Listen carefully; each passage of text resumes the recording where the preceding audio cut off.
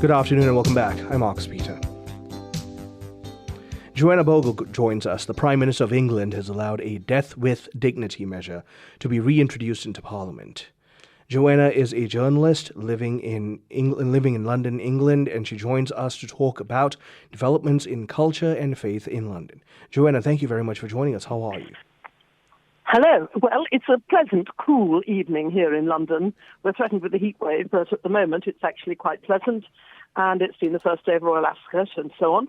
So in one way, it's a lovely, pleasant summer day, and in fact my husband went to Ascot, not with the royal party, but like anything, enjoying himself in top hat, and all the rest of it, so a very traditional day.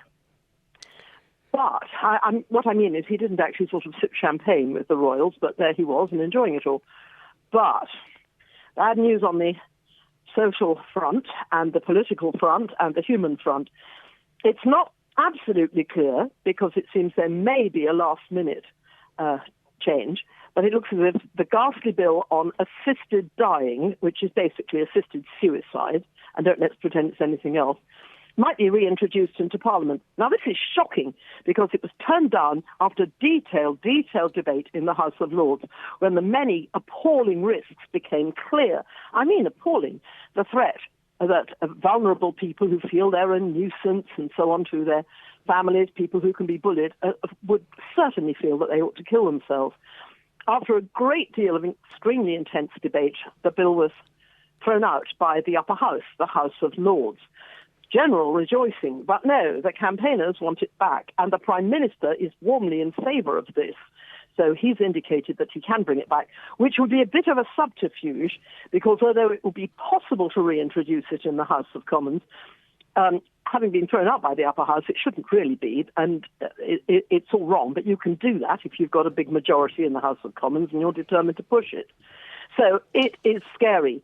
And this is a horrible bill. We know what's been happening in Holland and in Canada, and the latter is of enormous importance to Britain because we share a common law and all of that. It's very, very frightening that this is euthanasia. And make no mistake, those who want it are incredibly fanatically dedicated to it. I think through the usual lineup of celebrities, people whose faces and names are familiar to us from television and so on, and most particularly the current government appears to be in favour. So it's grim. But there are some new developments, of which more in a moment. But anyway, that's in answer to your main question. I thank you for that. And unfortunately, this is more than grim. We're seeing a tremendous tidal wave in the rethinking of the dignity of the human person that used to be a hallmark of English civilization. So it really is baffling to see the minds of these lords going down this path. Yes, it's not, as it happens, the Lords, it's the Commons. Mm-hmm. The House of Lords chucked it out, and it showed the value of the House of Lords, which can be an extremely good scrutinising body. Sadly, another thing the government has done is to get rid of all the hereditary peers, and before Americans say, oh, it's a ghastly idea to have hereditary peers, it isn't. It means you have an absolutely disinterested body. I don't mean uninterested, I mean it in the real sense of the word, people with independent minds who show a wide range of trades and ideas and so on, who can really think things through. They've been kicked out. Now, the House did a reasonable job, but the Commons is vulnerable because the government has, as you know, a gigantic majority. Mm-hmm. Now, the only hope is this. As everyone knows, there is a threat to Sir Keir Starmer's prime ministership. He's got a big rebellion on his own side and so on. And we have a major by-election coming up, and there is a thought that the chap who wins that might try to become prime minister. This would all be an internal Labour Party thing. Now, that could be good because Keir Starmer might decide he wants this bill. He knows a lot of his supporters do, but a substantial number don't.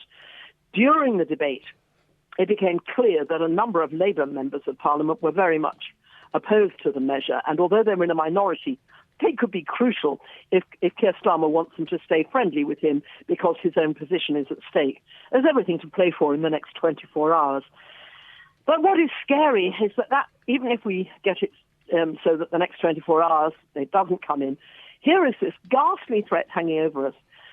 And as you say, this is Britain. We were the ones that pioneered the respect for the human person. It was William Wilberforce who banned slavery in the British Empire, and then it was the British Navy and Army that stamped out slavery across Africa with enormous heroism, sending ships to intercept slave ships and forays inland to rescue slaves. I mean, it's just, now to be killing people is just horrible. And when Pope Benedict came to Britain, he spoke most superbly in the Great Hall, Westminster Great Hall, about the great British parliamentary tradition and what it had achieved. Gosh, it will be tragic if we become the country that pushes euthanasia. And I am very, very concerned about this because it's a culture issue, as you will know. It's what people think because they're thinking about what that telly personality said, what the fashionable view is. And against this, you do have a lot of professional thinking and, of course, the church, thank God. But it's going to be a tough one. However, we may hold it off in the next 24 hours. When I say we, I mean I'm not going to be involved. I mean, you and I are ordinary people, but there are, as we speak, discussions going on about Keir Starmer's future, and he just wants to survive as Prime Minister. So he may say, look, I don't really want this bill, and they'll drop it. But he does actually want it, and so even if we stave off the threat this time, it remains. It's very scary. What are we seeing in terms of the sense of the population? And are we seeing an overt media push for essentially the validation of euthanasia? Yes, in a way. It's that people are very divided. One of the things that emerged during the debates in the House of Lords is that people are very confused. The standard view, I think, certainly my impression, the standard view, talking at the bus stop with strangers or in the supermarket queue, people say, oh, I'd like it to happen to me. I just want to pop off. So, I don't want to linger. Oh, give me a pill. I want to pop off. It's a sort of cliche.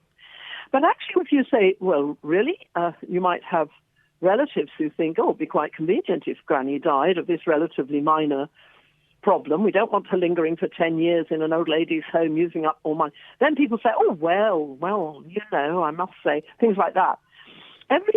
Every popular detective story by Agatha Christie is based on people wanting to get rid of elderly or other rich people who they might get money from.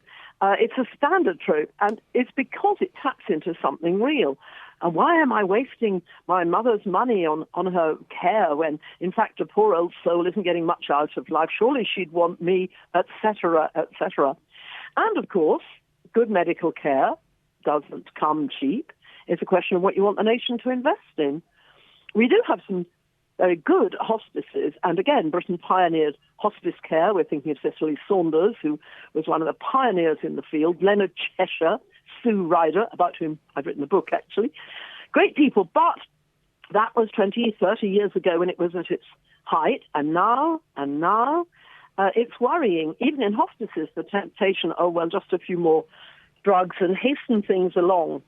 But to do it at the specific request, to make it officially and legal, is to cross a gigantic barrier. It's bad enough if it happens anyway, but at least you could get it stopped. There could be legal things.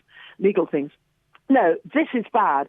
But I have to say, I'd like to say the whole nation is against it. People are confused. And one of the things that's scary is that we haven't got the moral consensus. It's up to the church and it's up to all of us to speak the truth about what this involves and about human life and about what's going to happen. Incidentally, the link with abortion is uncomfortable. When the Abortion Act came in the 1960s, most people thought it was fairly disgusting, but perhaps necessary in extreme cases. Now, it's standard, isn't it, to talk about a woman's right to choose.